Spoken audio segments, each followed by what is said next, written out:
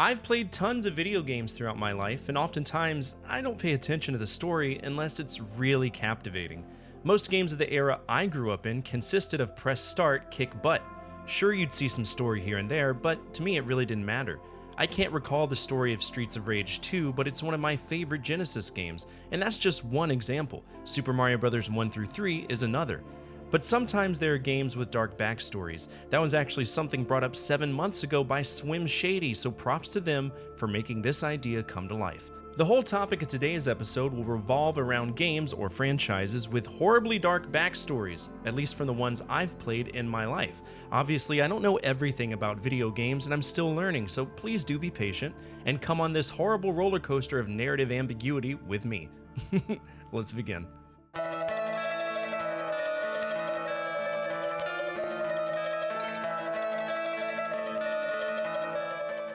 The entire Silent Hill series is created in such a way where we are placed inside of an exceptionally claustrophobic environment that exudes depression, constraint, hopelessness, and the end of all that is sane. It's the way that it's been since we saw Father of the Year Harry Mason in 1999. The one thing that I've always loved about Silent Hill is the use of ambiance and psychological horror to drive the narrative we're presented. As the story goes on, you'll learn how messed up the existence of Harry's daughter is. In the second game, Husband of the Year James Sutherland goes looking for his dead wife. What about Daughter of the Year Heather Mason? Nice callback, huh? If you ever find yourself in Silent Hill, just assume something absolutely fucking horrible is about to happen. It's not a town where you explore your inner thoughts. It's where things try to rip your skin off and consume it. It's insanity. I do love Silent Hill though, and despite the fact that Konami has sort of let it lapse lately, the remake for Silent Hill 2 has been generally well received, and that makes me happy.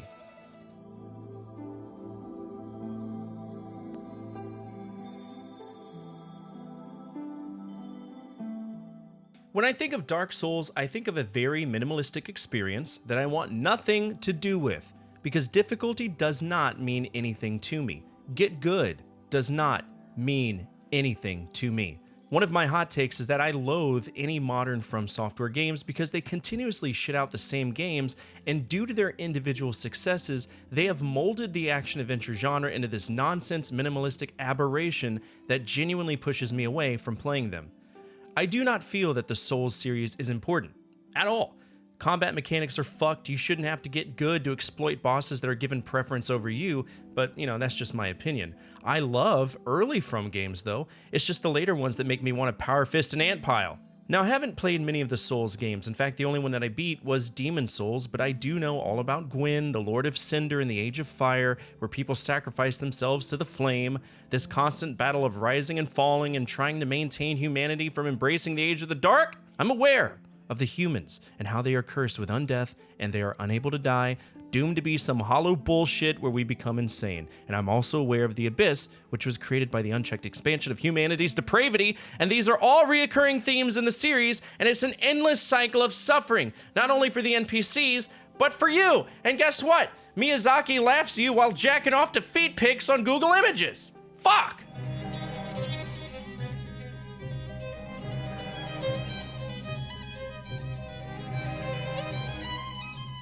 For a long time, I avoided Bioshock because it looked like a massive gimmick fest. I guess I was sort of pushed away because the box art looked like a naval diver with a power drill, and I don't know, it didn't really resonate with me. But throughout time, I did play all of them, and I did beat them all, not on stream, but before I started streaming. Bioshock 1 and 2 are both set in a time period where humanity tried their best to escape from the confines of surface life. They created a utopia, then they decided to play God with their own bodies, creating plasmids. Now these plasmids were designed to make mundane tasks easier, like Electrobolt that launches lightning from your hands, or Incinerate, which shoots a fireball. Sounds cool, huh? Well, it is until you realize that it has severe side effects that make your skin fall off and make you a drug-addicted ghoul or a raving sociopath due to hallucinations. And that's evident by most of the enemies and bosses we'll encounter in the first two games. They are all people who have lost their sense of mental identity, and many of them are beyond saving. Bioshock Infinite was a little bit different though. It felt more lighthearted, which, isn't saying much, but it's still a great franchise.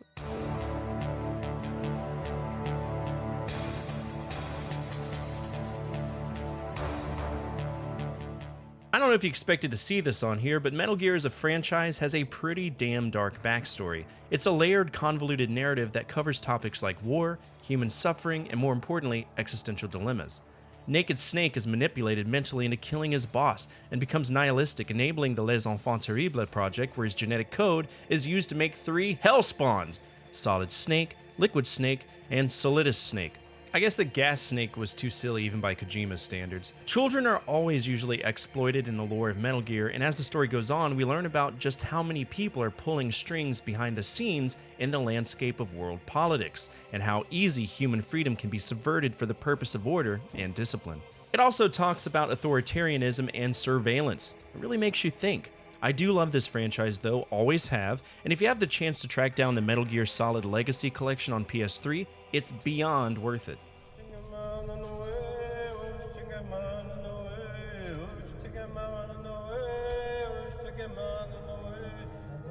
Pathologic has always been about the collapse of society, despair, and more importantly, human suffering. The game itself takes place in a town that's just a husk of its former self after the spread of the Sand Plague. We don't know if we're going to survive, and even then, that survival comes at a heavy cost. Post the end of the pandemic, there are groups who break out to form a pseudo-government, like the Kin, who are an indigenous group who play into the spiritual theme of conscious existence, and the ruling families who wish to reshape the town at the expense of those beneath them. What's so funny is that this game is an allegory to the depravity of human existence. The Sand Plague isn't something that just rolled into town one day. It's the result of greed, arrogance, and the disregard for the environment that we lived in. It caused people's veins to turn black, it suffocated them alive, and it really showed that people cannot escape their collective mistakes. It's a dark game, but it's a good one from what I've heard. Might be worth checking out the first one at least.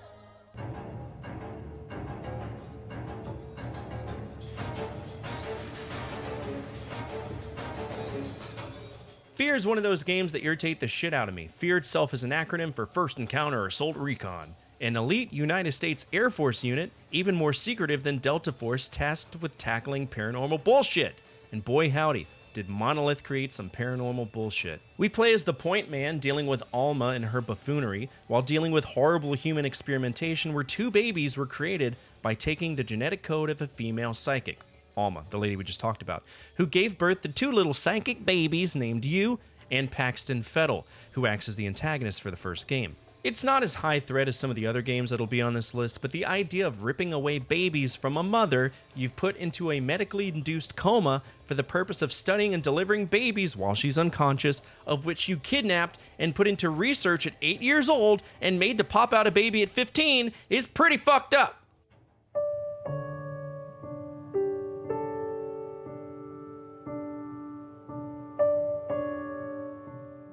It goes without saying, cancer is a demon. It's a draining demon that slowly sucks life away from you. And I've had the unfortunate experience of losing 3 family members to it. The one that stung the most was my dad. What pisses me off isn't that he died. People die. People come in and out of your life. Nothing and nobody is forever. That applies to all relationships, be it on Twitch, be it at work, be it friendships you pick up in the military, be it your close family. What I'm upset about is how long it took for me to see eye to eye with him. In the 30 years that I knew him, I was at arms with him for 18 of those years. I know it's easy for you to say in the comments down below, you were a kid, all kids are like that, it's part of growing up, but I wish I had created better memories with him, and I did, but only in the end. That Dragon Cancer is a game about cancer. It's the story of Joel Green, a 4-year-old, and it's a minimalistic game, and it's short, like life. For 2 hours, we see the entirety of Joel's 4-year existence. I pray that I never have to deal with something like that. Nobody ever deserves to have to bury their children. If you want a reality check in conscious existence and how fragile life is, check out this game. Bring some Kleenex though, because it's a tearjerker.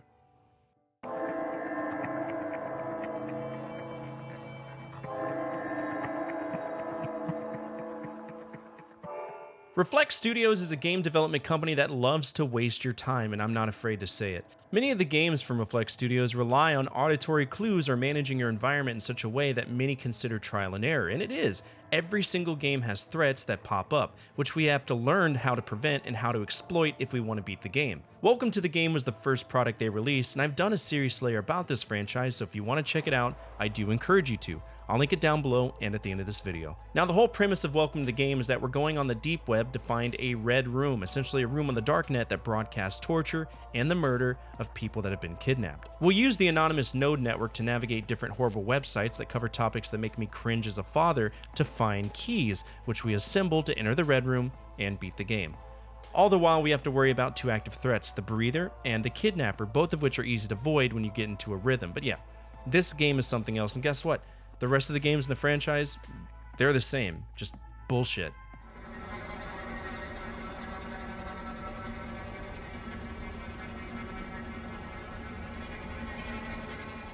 To me, this is one of the best horror games that I've ever played, so much that even the DLC Whistleblower was just as fun. It was developed by Red Barrels, and it's a first-person psychological horror game that heavily relies on us using a camcorder to navigate through the setting.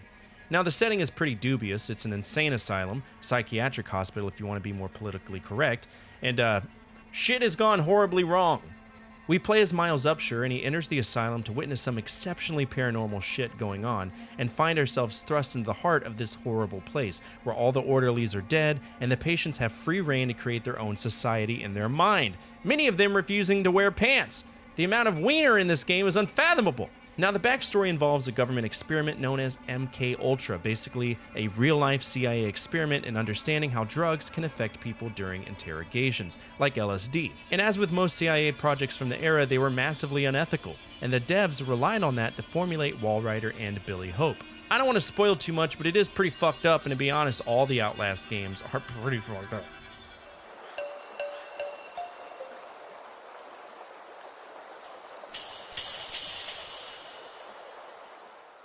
We've covered a lot of topics here today. Messed up medical experiments, horrifically horrible mental health environments, failed societies, depressing shit, you know, like cancer. But Blood Will Tell is perhaps one of the most fucked up backstories I have ever encountered. Let's do a little history lesson. Blood Will Tell is based on Dororo, which is a manga created by Osamu Tezuka, the daddy of manga. He did tons of manga serials, like 90 of them. The most commonly known one is probably Astro Boy, which is fucked up in its own way. But Kimba the White Lion and Hinotori are also two well-knowns as well. If you haven't read Dororo, well, buckle up because this is going to get weird. Dororo was written in the 60s, and it's all about a ronin named Hyakimaru and an orphan thief named Dororo. Seems tame, right? No, Hyakimaru's dad decided to make a deal with the 48 fiends to try to have power to rule the land, and in exchange for that, they decided to take 48 pieces of Hyakimaru. He was born without, and I shit you not, limbs, internal organs, ears, eyes, a nose, or anything that makes you comprehensibly human. When he was born, he was essentially a ham hock with a jawline. So his mom says, "Oh fuck," and decides to drown him in the river, but he's found by Jukai, a medicine dude, who proceeds to raise Hyakimaru as his own, retrofitting him with sword arms and prosthetics that allowed him to be a real boy. So basically, this is fucked up Satan Pinocchio minus the whale. The plot dictates that Hyakimaru must go out and destroy 48 fiends, and for every demonic fiend he destroys, he gets a piece of his body back. Now, the game itself, Blood Will Tell, is a phenomenal game. It's a great hack and slash adventure game, but we do get to physically see Hyakimaru scream in pain when he gets his body parts back. Stuff like his arms, legs, hippocampal synapse, platelets, because yeah, they took his fucking platelets, ears, eyes, throat, larynx, kidneys, pieces of his chi. Yeah, it's really messed up, but this game is worth it. The problem is, it's incredibly expensive. It's about $400 on average. Ouch. And that's it for today's list. Are there any games that stand out to you as incredibly messed up? Feel free to tell us down below in the comments. Who knows, maybe you'll pique someone's morbid curiosity and send them on a rabbit hole. If you made it to the end of this video, you're already home in our community. We're gathering of video game enthusiasts who love remembering a time when life was just a little bit easier to live. And if that's something that you align with, then feel free to subscribe. We are about 10 followers away from a major milestone of 8,000 subscribers, and I would love nothing more than for you to be a part of that history. Finally, the single most important thing you could do for me is to hit that thumbs up button, as it directly impacts the visibility of the videos and the projects that I work on every single day. As always, from my family to your family, good energy, good vibes. Fortefyre out.